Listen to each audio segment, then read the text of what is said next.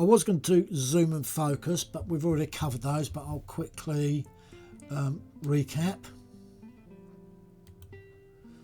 You can use the minus key to zoom out, or the plus key to zoom in. You can use your wheel on your mouse to actually zoom in and out, or you can use these icons on the side to move in and out. Now if you wanted to, if you had no item selected, pressing the F key would set the focus to all the objects that you have. If you have, let's say, a couple of items highlighted, pressing the F key again would put the focus in those selected items so they become center at the front. Or if you have a single object, which I'll click at the back, pressing the F key for that will bring that in the center and bring it up front.